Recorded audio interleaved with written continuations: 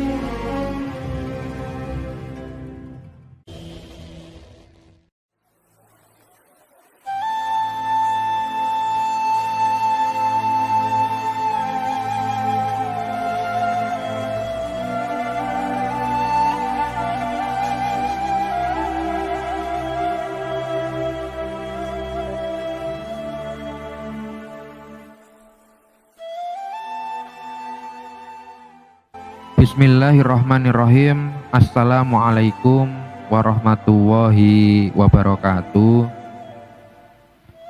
Pada kesempatan kali ini saya akan menyampaikan sejarah mengenai Ahmad bin Tulun.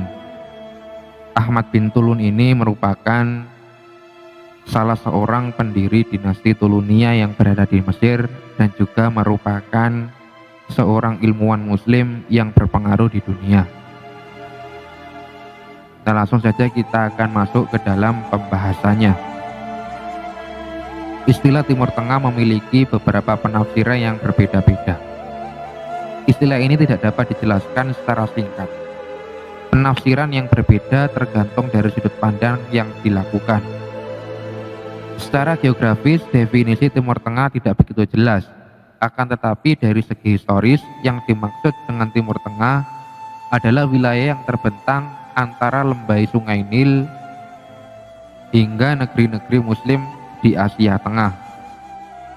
Nah, wujud kebudayaan Timur Tengah yang berbentuk hasil karya manusia sampai saat ini masih banyak yang dapat disaksikan.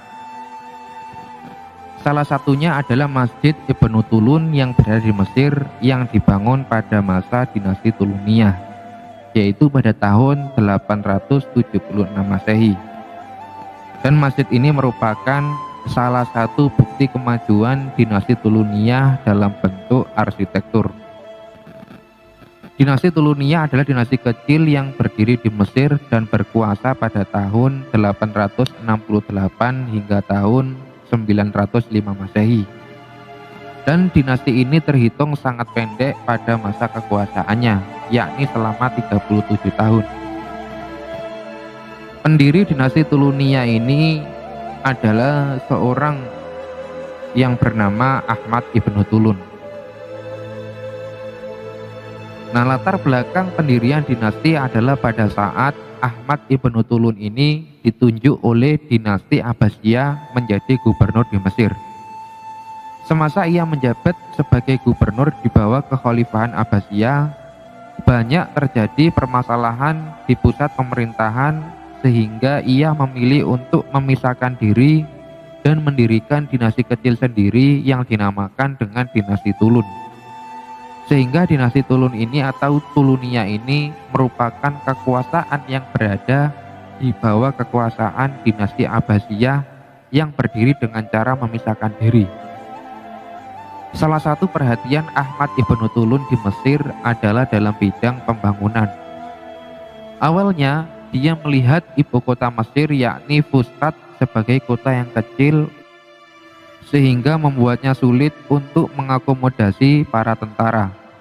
Nah, berawal dari latar belakang tersebut, akhirnya Ahmad Ibnu Tulun mendirikan ibu kota baru yang disebut dengan nama Madinah Al-Qotai, atau disebut dengan kota yang terbagi menjadi 4, yaitu kota Al-Qotai yang merupakan kota yang memiliki bangunan-bangunan megah, dan salah satunya adalah bangunan Masjid Ibnu Tulun. Pada awal pemerintahan Ahmad Ibnu Tulun, keadaan Mesir sedang mengalami kemunduran sejak zaman Fir'aun, sehingga ia membangun kemajuan di wilayah kekuasaannya secara besar-besaran. Usaha yang dilakukan olehnya terbukti dengan kemajuan dan kemakmuran selama pemerintahannya. Salah satu bukti kemajuan tersebut adalah dalam bidang pembangunan. Bangunan yang didirikan oleh dinasti Tulunia adalah Masjid Ibnu Tulun yang masih berdiri kokoh hingga saat ini. Dan masjid ini merupakan masjid tertua setelah Amr bin As dan Al-Askar. Masjid Ibnu Tulun memiliki luas keseluruhan adalah 2,6 hektar. Secara kasat mata, Masjid Ibnu Tulun ini mencerminkan arsitektural Samarra, yakni kampung halaman Ahmad Ibnu Tulun yang berada di Irak. Ia dibesarkan di Samarra sehingga terobsesi membangun masjid megah dan besar seperti Masjid Agung Samarra, sehingga keinginannya dicurahkan pada pembangunan masjid ini. Kemudian reka bentuk hingga bentangan masjid ini sangat mirip dengan Masjid Agung Samarra yang kini tinggal puing dan tidak difungsikan lagi. Bahkan bangunan menara pertama Masjid Ibnu Tulun ini pun dibangun dalam bentuk spiral seperti bangunan menara pada Masjid Agung Kota Samarra yang berada di Irak, sebelum kemudian mengalami perubahan bentuk setelah beberapa kali renovasi oleh para penguasa setelah dia.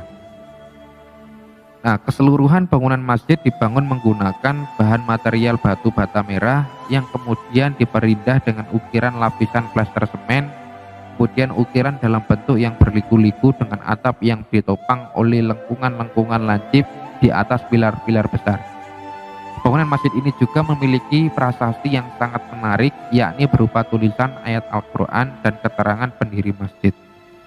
Akan tetapi prasasti yang berisi nama Ahmad Ibnu Tulun telah dihancurkan oleh dinasti Abbasiyah saat menyerang kota Al-Qotai.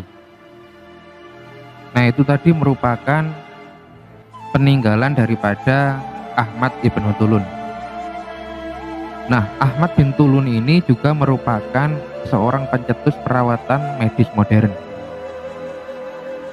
Di masa lalu, peradaban Islam pun pernah memegang peranan penting dalam kemajuan ilmu kedokteran modern.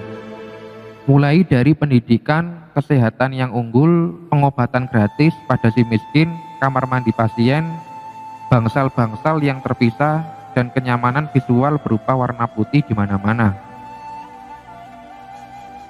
Bahkan peradaban Islam jugalah yang memulai penanganan pasien dengan gangguan kejiwaan di tempat yang disebut sebagai Bimaristan, yang merupakan bahasa Persia untuk rumah sakit.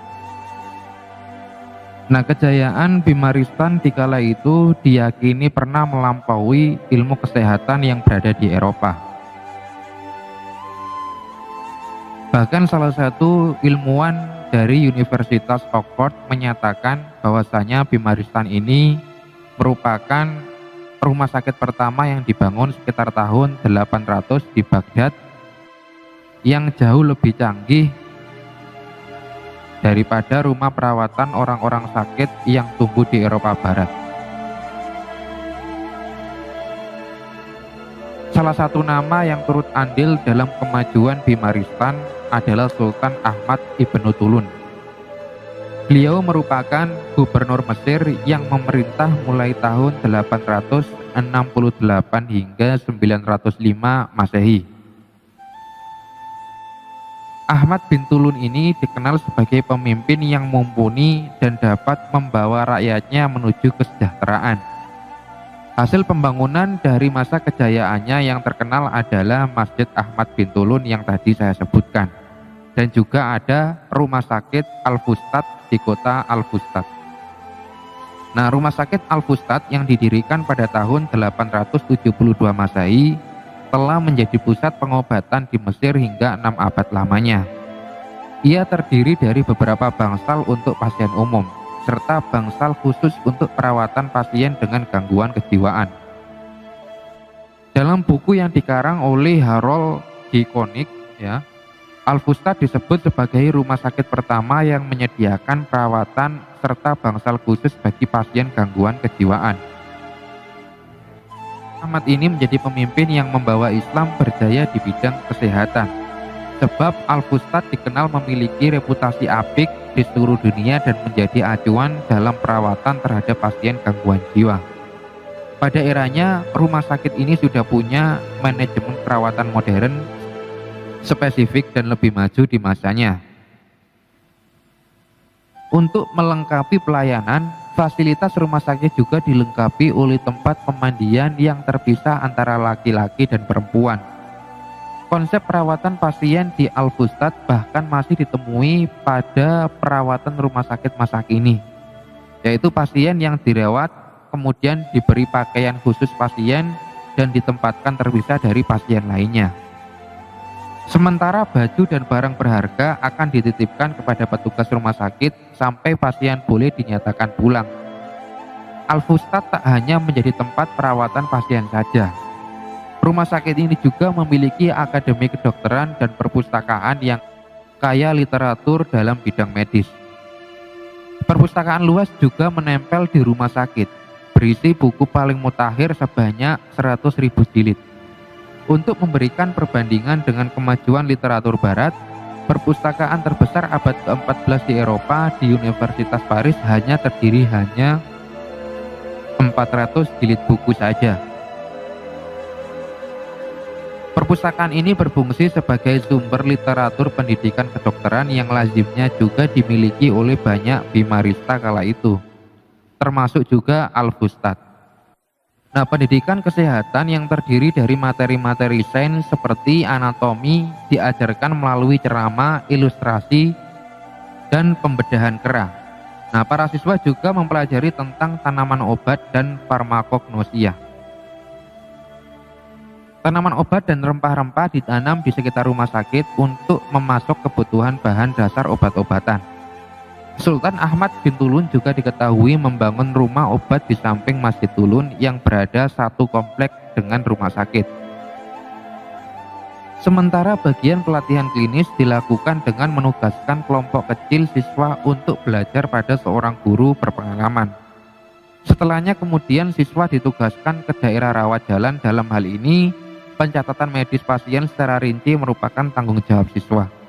Walau dilengkapi dengan beragam fasilitas, biaya perawatan, obat, makan, bahkan perpustakaan dan sekolahan kedokteran rumah sakit Al-Fustat digratiskan, Sultan yang merupakan pendiri dinasti Tulunia ini membiayai kesemuaan dari dana wakaf. Terobosannya menopang operasional rumah sakit lewat wakaf kemudian dicontoh para pemimpin khalifah Islam lainnya. Nah, dalam buku Lost Islamic History oleh Firas Al-Khatib disebutkan bahwasanya upaya Ahmad untuk membangun semua fasilitas tersebut menghabiskan sekitar 60.000 dinar emas. Reputasi rumah sakit ini sangat terkenal dan baru bisa disaingi oleh rumah sakit Adudi di Baghdad yang berdiri pada tahun 980. Nah, demikianlah sejarah singkat mengenai Ahmad Ibnu Tulun yang dapat saya sampaikan. Semoga dapat menambah wawasan kita semua. Billahi taufik wal hidayah. Wassalamualaikum warahmatullahi wabarakatuh.